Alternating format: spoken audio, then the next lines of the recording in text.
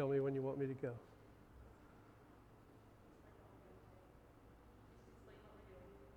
Ready?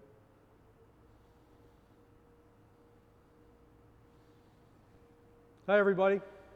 Thanks for taking some time out to learn some tips and tricks on how to make artisan-style baguettes. I'm Fred Dancer. I'm a senior technical advisor here at Puratos. Puratos is an ingredient company, not only for bread, but also for patisserie and chocolate.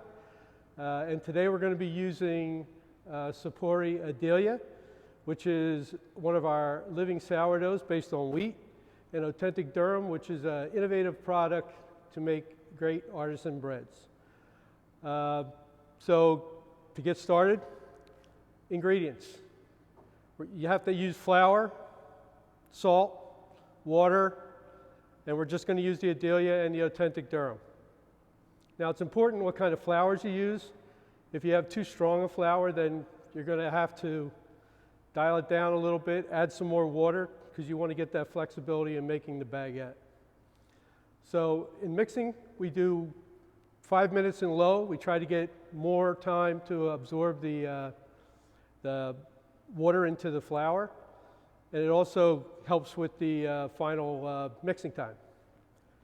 So we do about 5 minutes in low, 6 to 8 minutes on high. Again, it depends on your water level. Today we're doing 60% water because our Adelia is liquid, and we're allowing for that. So in the end, it's going to be 68 to about 70%. So once the dough is finished mixing, you want to make sure that it's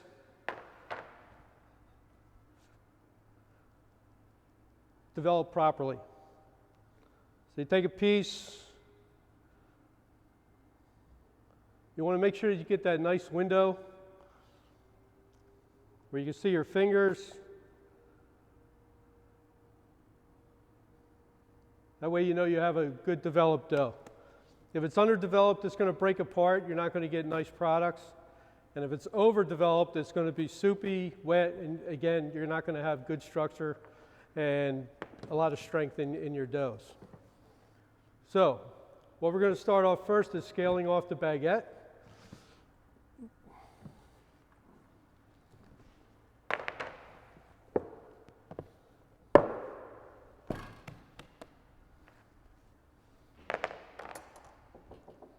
Skip.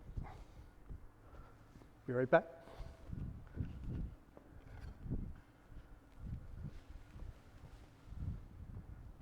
Much easier with one of these.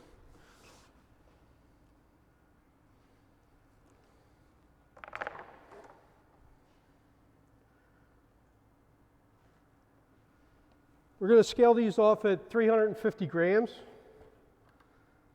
That's about a standard baguette.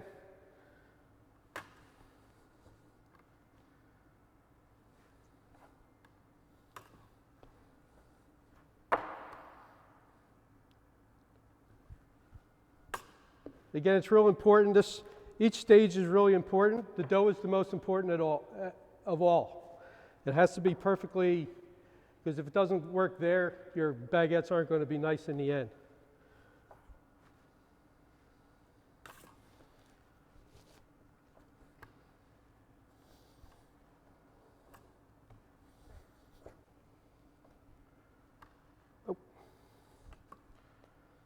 If you need the recipe, we're going to have it on the website after we're all finished at www.puratos.us.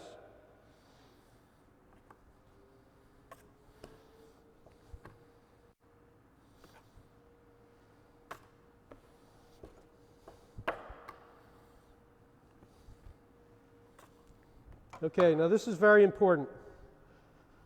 Make sure you have some flour down. When you're molding the baguette, you have to make sure it's tight and give yourself a little bit of length. That way when you're making your baguette in the end, you have plenty of room. You're going to get a nice baguette, uniform, and you don't get those doggy bones if it's not done properly. Make sure it's tight and uniform. After this dough is mixed, we gave it 30 minutes bulk fermentation to allow it to relax, so it makes it easier in the end to make your baguette, and also to pre-mold. After we're done pre-molding, we're going to give it another 20-30 minutes again to let it relax, because we're building strength into it each time we do this.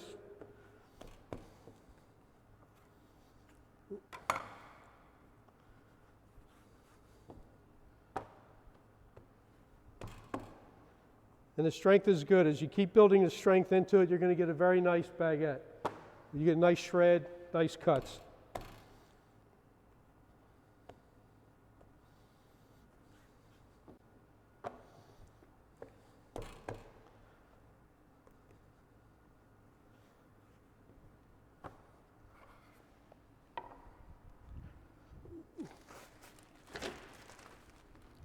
Keep them covered in plastic. If you let them out, they're going to get crusty, and then that crust is going to get turned into the inside of the baguette as well.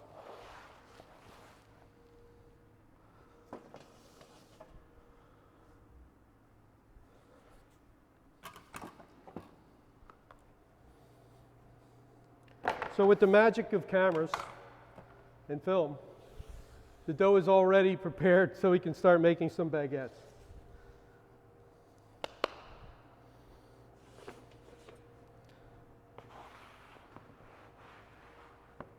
So you can see it's nice and plush, has good extensibility. Time is probably the most important aspect in making bread, as I've been told a million times by the people I was teaching.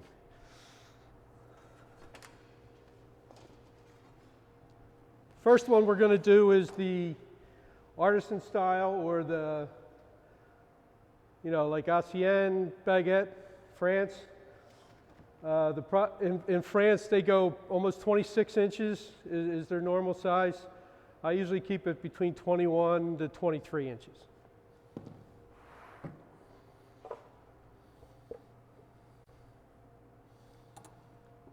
So we're going to put this one on a couche, which is kind of like burlap, but it keeps it from sticking. It also helps it dry a little bit so it doesn't stick to the boards. If you don't have couches, you can do it on boards with cornmeal, or you can go to Home Depot and get a burlap drop cloth, a real big one, and cut out your own couches.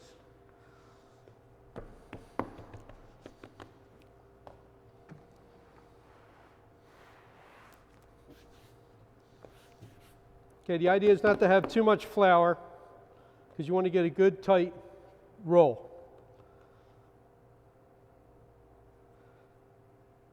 The idea is to keep it nice and uniform. I usually do like 2 folds, and then the third one I cut the seam there. Then you roll it out. As you can see, if you have a nice mold, it's already to almost the length where you want to be. Then all you have to do is lightly move out, and if you want the points, just give it a little twist on the end here, and you have your points. Put on the board, fold it up, and then go on.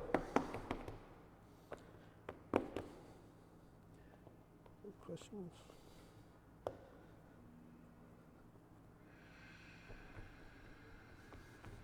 You see this Saporia Delia, it's a ready-to-use wheat sourdough. It gives you nice little lactic notes. We also have another one that's rye-based, Saporia Roccolo, excuse me, which also is ready to use. It is living, but it's not active. So if you want it to be active, you can get the product and refresh it yourself, and you will have an active sourdough.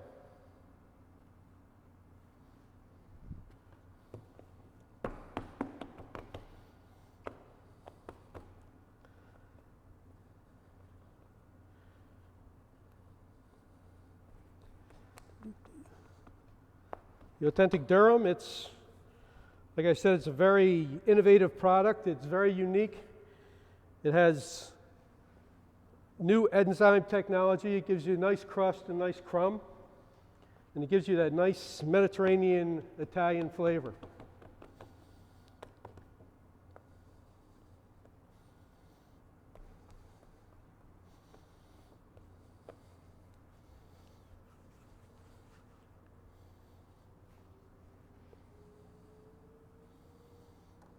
Okay.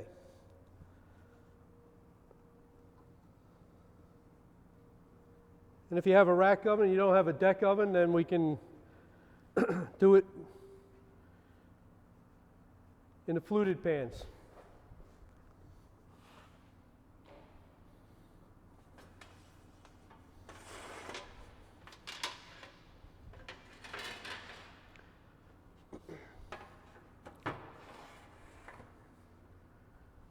And with this, you can do the same thing, either the points or without the points.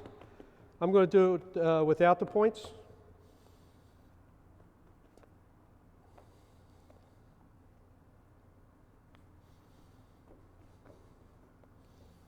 You just need a little bit of flour. If you have too much flour, it's really difficult to mold.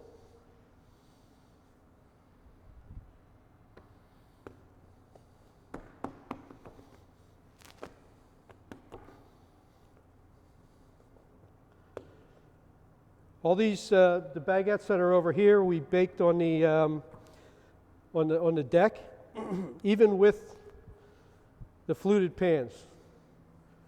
And you see, you still get a very nice shred.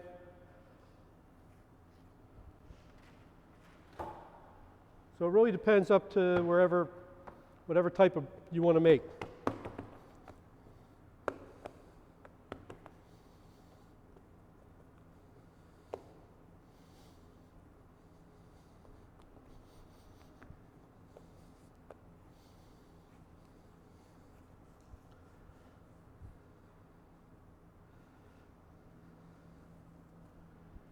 And you can see if the dough sits, you get very nice extensibility.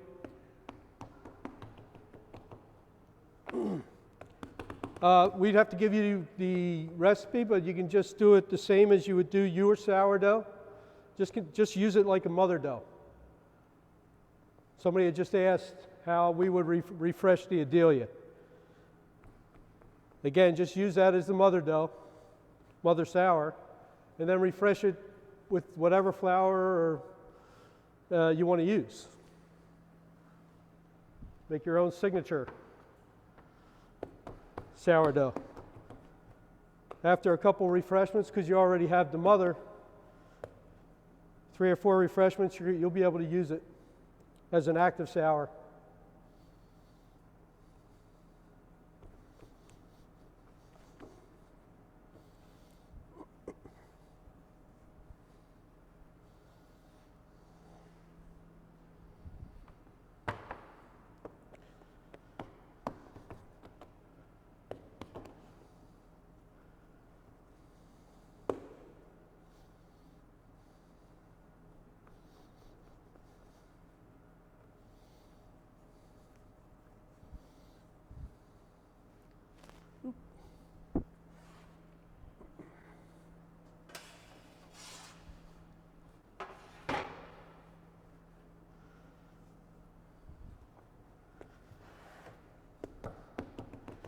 If you have any questions, feel free to ask.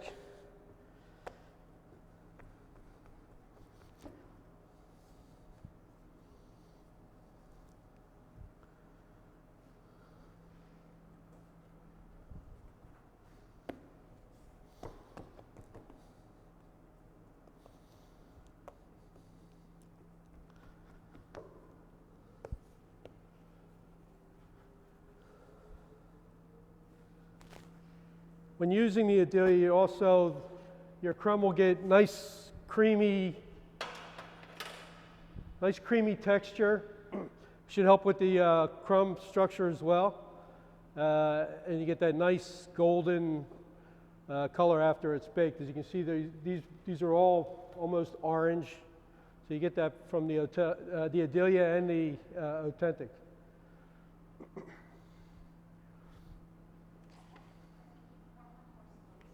What's that? Yes. I got one left.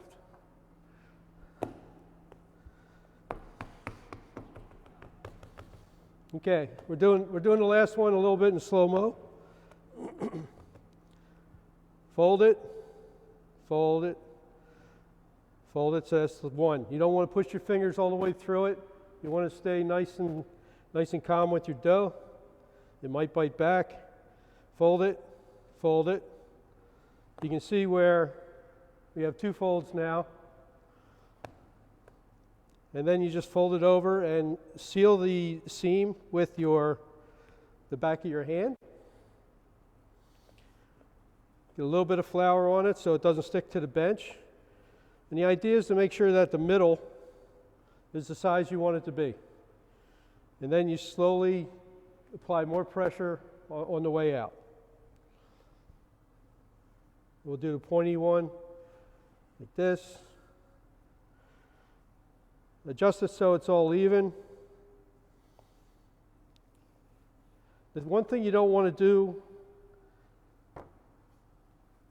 once you put it on the couche or put it on the pan, you want to leave it that way. You'll see a lot of places, it's the only way they can do it, but they don't have enough extensibility in their dough. They'll drop it on there and then they'll pull it to get to length. It's detrimental to the crumb. And also, you're going to get these horseshoe-looking baguettes.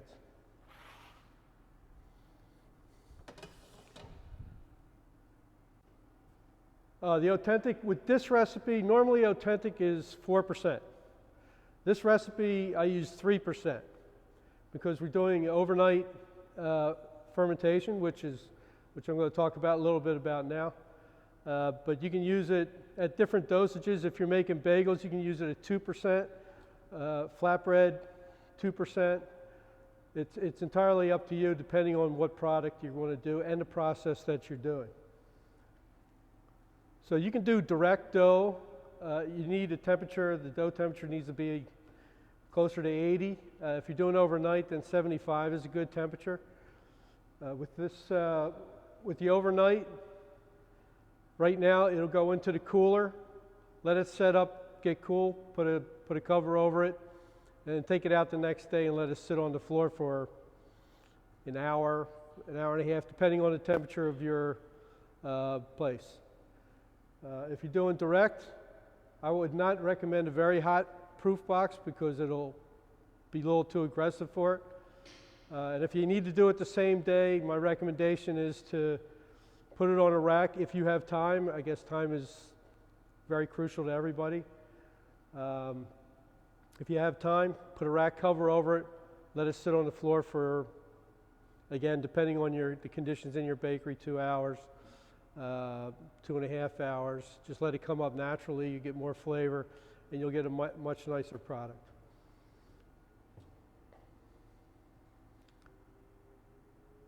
Oh, why do we call it, someone asked, why do we call it Durham? Authentic Durham, it's a sourdough. Again, it's like I discussed before, it's an innovative product based on Durham wheat sourdough with extensive enzyme technology to give you that really nice crust and nice crumb.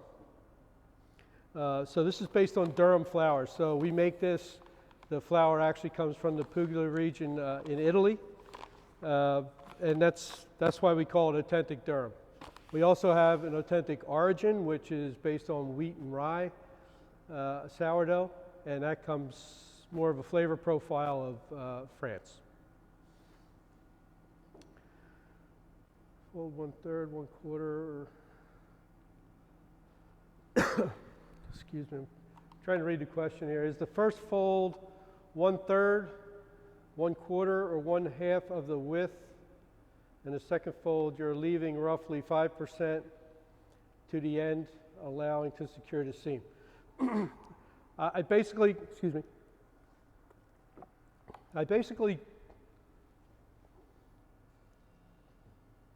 almost do it probably 1/3. Yeah, that's about right. 1/3, and then you go almost all the way to the end, and then just use the back of your hand to get the seam. It should be tight, unless you're doing a very high hydration dough, then it's going to be, you need to be a little bit more gentle with it because you spend a lot of time, usually an hour or so, bulk fermentation or more, and you don't want to knock all the gases out. When we're doing it this way, this is 30 minutes, 30 minutes, 30 minutes bulk, 30 minutes intermediate, and then we make it up. Okay, I hope that answered your question. So we did the proofing, the different proofing, the overnight. And then the next step is getting it ready for the oven.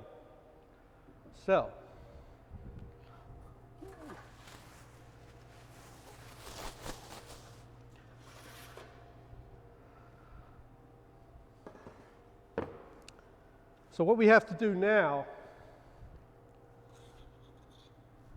is score the baguettes.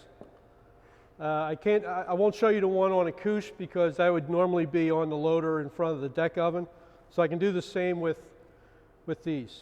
These are already ready to go in the oven. Now scoring bread of any kind, baguettes, boules, batards, excuse me, there's a function. The function is to let the gases out. You can make them pretty, not make them pretty, but the function is to let the gases come out.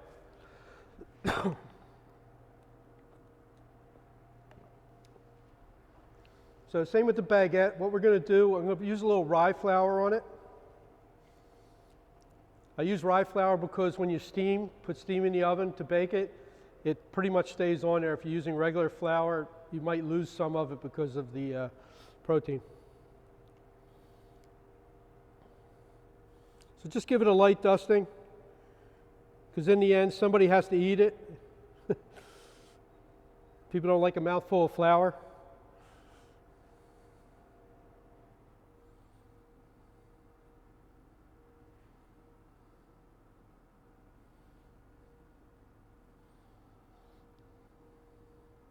Okay, and I got two pans here. One I'm going to do a 7-cut and one I'll do a 5-cut. I like using odd numbers. You can do it any way you like, but usually by the length you can figure out how you want to score it. Now we got two different lambs here. Now, a lamb is basically just a razor on a stick or plastic. This is a straight edge. This is a curved edge. Excuse me.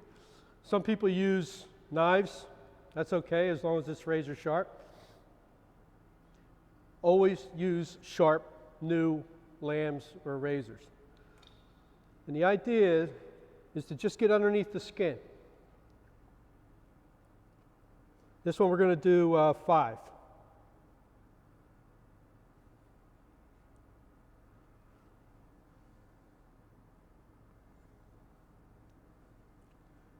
I'll show you a close-up of how you want these to go.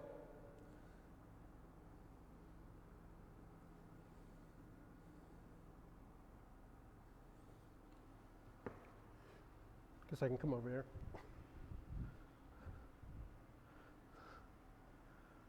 That's good. You can see where you do just a little overlap of each one. That's so when it bakes, it's going to open up nice.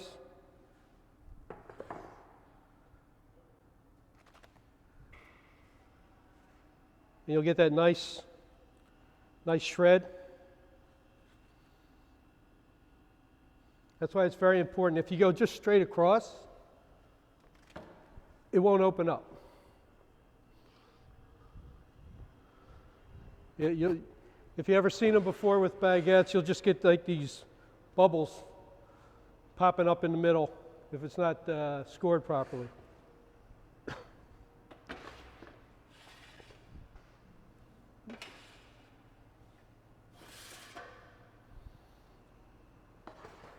And also it's dry to the touch. I like to keep it out. That way you can just get underneath of it. If it's wet, you're going to pull the dough.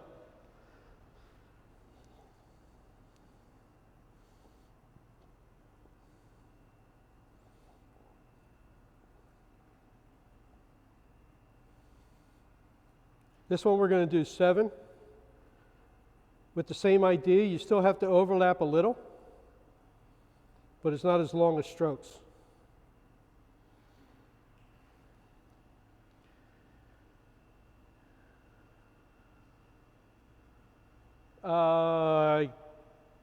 Yes. Well, the question is, can you do unique scoring now? I can. Okay, we'll do a couple of these. And again, you got to be careful that the scoring you do, that it doesn't come out, nice. You still have to make sure that you're doing it the right way. Excuse me.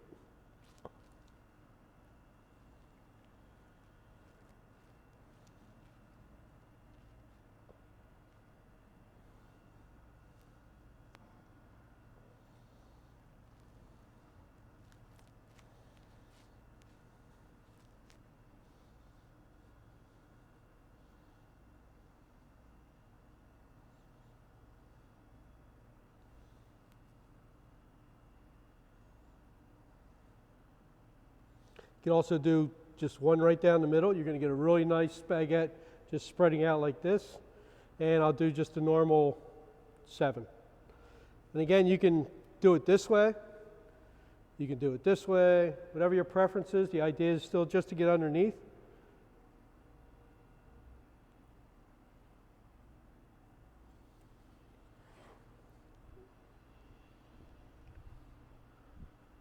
Unfortunately, you won't see the end products of these.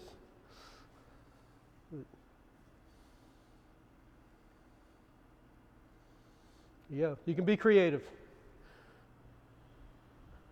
You can do epis where you can just take the baguettes and cut them. It's a little harder to do on these kind of pans, but on the deck, you're certainly able to do it.